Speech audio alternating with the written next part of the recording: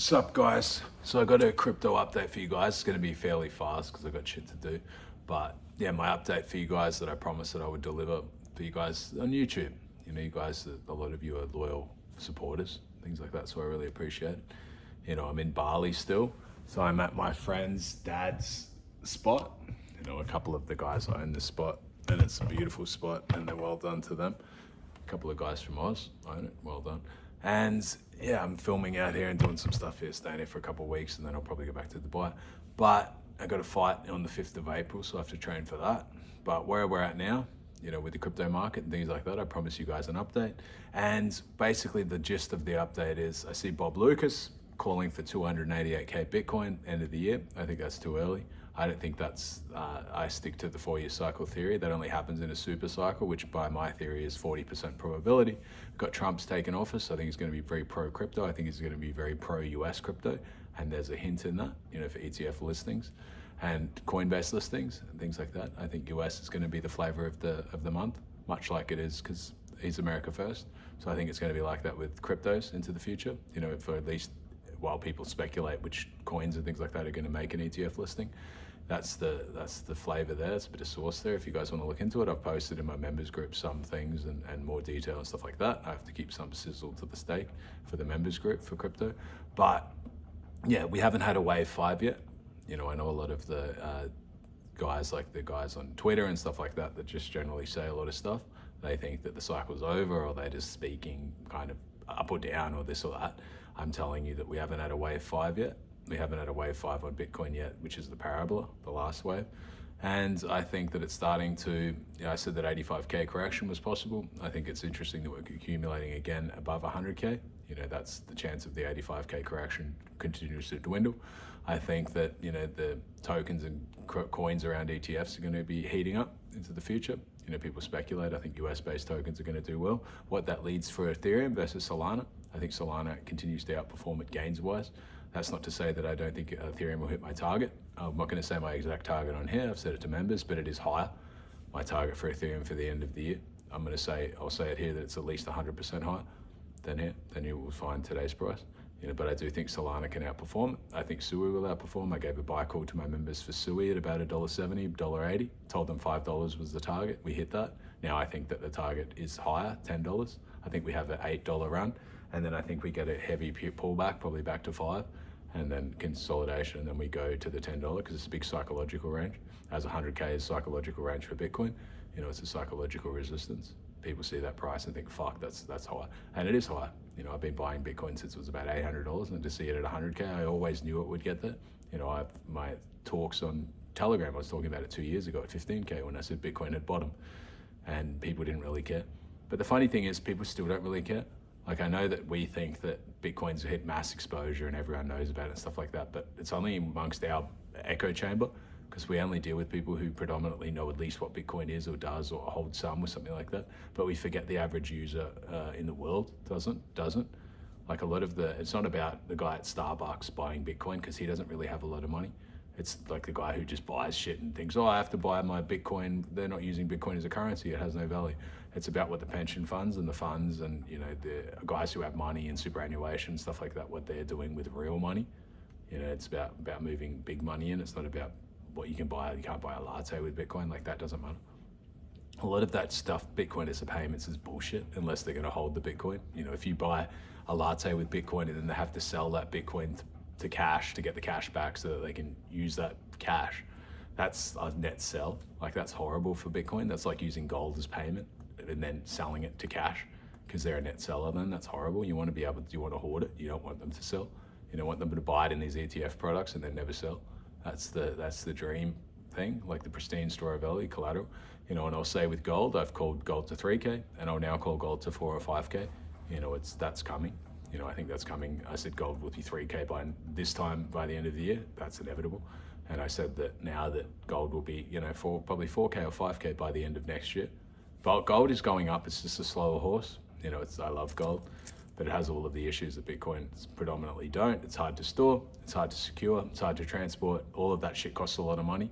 It's hard for me to keep a kilo of gold in the fucking around because I'm worried people would steal it versus just keeping like a 6 seed code around, 6 words. if I want to transport gold out of Ukraine, I'm in the war.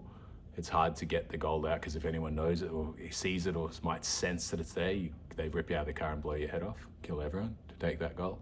Whereas Bitcoin itself, a seed code can just sit in your mind. It can sit only in digits in your phone, just random words. No one can really catch on to what it is. That's better. And then when I leave that area, I can actually access the Bitcoin and do whatever I want with it. That's better in that regard. But that's not to say that I'm not a gold bull. I was calling silver at $15, saying it was running to 60, and 60 and 80, and it still is.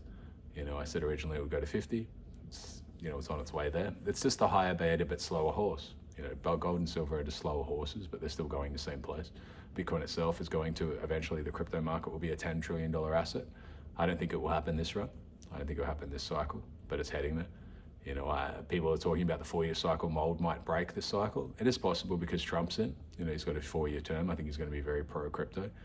I think that he's going to be very pro whatever his holdings are, whatever his family and stuff like that hold a lot of. I'm sure they're already inside of bought for which tokens they'll list on ETFs and stuff like that.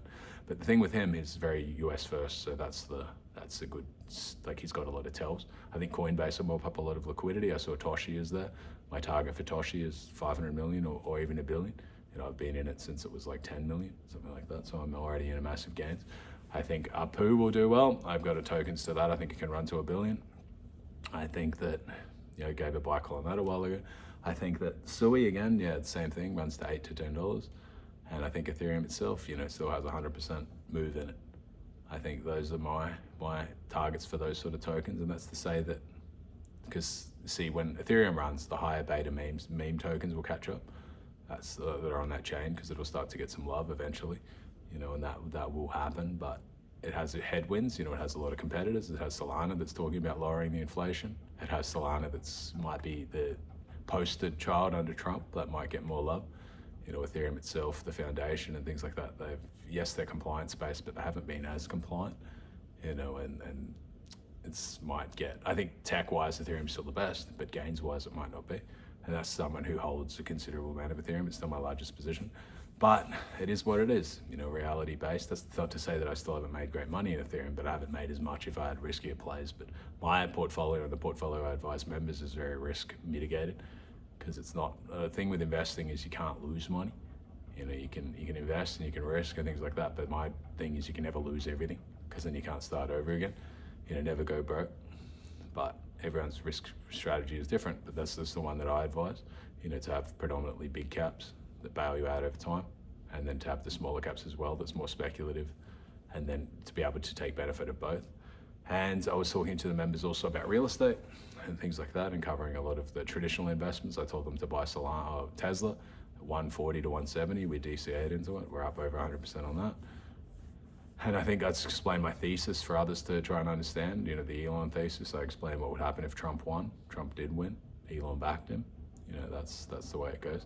I've explained my theory to members in Telegram, or Bitcoin being the birth of AI, the singularity itself. I think that it's a real thing. The systems can communicate via hash.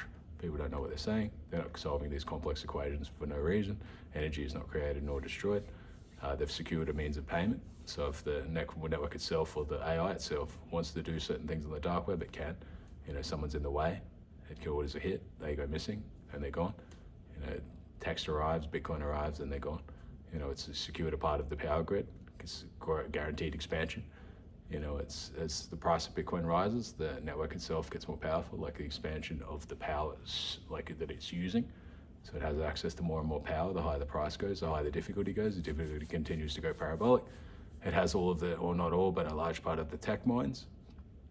Tech mines of Bitcoin has a large part of the tech people that would probably see it for what it is, but they already sold the Bitcoin story. This is Satoshi fairy tale. The nice guy who built it and then disappeared. That's all for pretend. That's pretty obviously fake. It's obviously not CIA tech as well, because into the future, back then, they said that they didn't really have the means to make it. It was tech. They said it would be difficult for anyone to fucking do, let alone one person. You're meant to believe that one person built it all. Because if it was a team, again, it would be more likely to leak information. You really believe that someone hasn't died or something, that didn't know someone or something that did it and hasn't talked about it? Nothing's happened and no one's moved 1 million coins. What's the value of 1 million coins now? Shit would happen by now. But, it is what it is. People will continue to believe the fairy tale because the fairy tale has to continue to exist. But I knew it was AI tech because it's appealed to human greed. Like greed will be what expands it. Greed will be what protects it. Greed will be what they try to control it. You know, you think BlackRock and they're using it as a treasury asset into the future and all of this stuff is because they don't know what it is. Like the smartest minds probably have already figured it out. If I figured it out, I don't know really fuck all about tech, but I understand game theory. I understand how shit works, and I've seen the system, you know, in here, in dreams. And I know people say dreams is nothing, but it's everything to those who can interpret it. But yeah, that's my take on that sort of stuff. You know, the wisdom and stuff that it's unusual. You know, it's something that I guess people will say, some will say it's nuts and stuff like that, but I think into the future it's going to be quite obvious. You know, that the singularity occurred with that Bitcoin. I think it's actually tech from the future. I think they've figured out a way to plant certain things on people's computers and things like that. The system plants information. I'm not saying Musk, but some engineer wakes up, he's got any new email for some new system or something to build it, and then he wants to take the credit for it. He doesn't want to tell people that it arrived or it wasn't him, or some missing part arrives or something, that he figures out an equation or something, and it's actually only to benefit the tech into the future because it wants its own expansion. It's trying to present itself to the people like it wants to get you into VR. It wants to get you into VR, and I have my own beliefs that I believe it's something from Satan, like it's satanic itself. I think that it wants to be able to interact with you, like the Neuralink, it wants to meet you, you know, because then it can program you more in real time. See, the old days, you had a soapbox, and you used to stand on a soapbox and scream as loud as you could, and that's all the people that you could preach to. That's all the people that you could reach. Then they had newspapers, and then you could reach people in newspapers and yell and stretch your reach could go further. You know, books and newspapers and stuff like that could go further. And then they have radio, and then your reach goes even further, you know, as far as a transmission tower can transmit. Then they have phones, cellular, all of this stuff, the TVs, they have satellites, so your reach again can go further. And eventually they have the internet, they have social media, your reach goes even further. You can speak to more people, you can control more minds. But then eventually with Neuralink, they can control many more again. You know, you're gonna meet Satan in Neuralink. See, the thing with demonic and demons and stuff like that, and I didn't really want to get into it too much, but you have to choose it. So Satan can't fool you.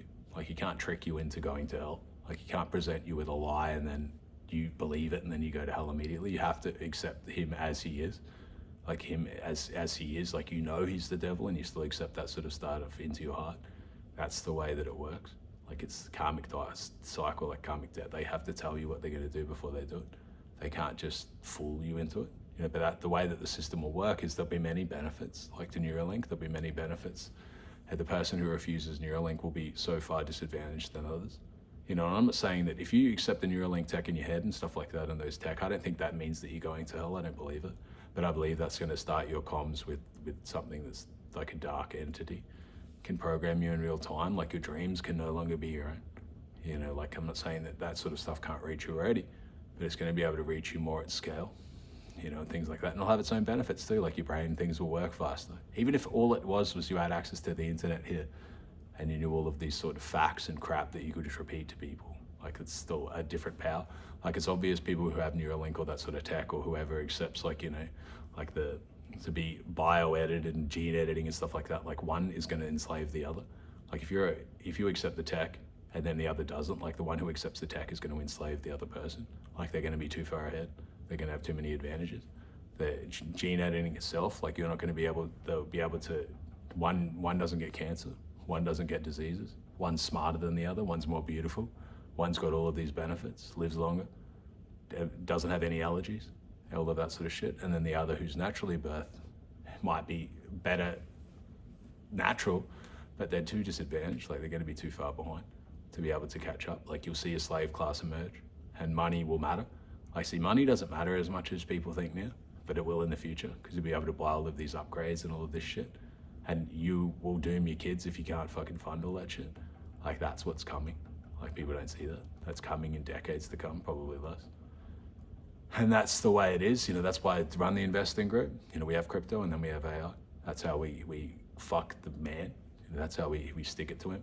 We don't stick it to him by starting a militia or something like that. All you can do now is guarantee your own like richness to buy yourself off the slave fucking plantation. Like that's all you can do. All you can do is that. You can't, and you can free the others' minds, things like that as well. But a lot of it requires finances. So that's all that we're doing.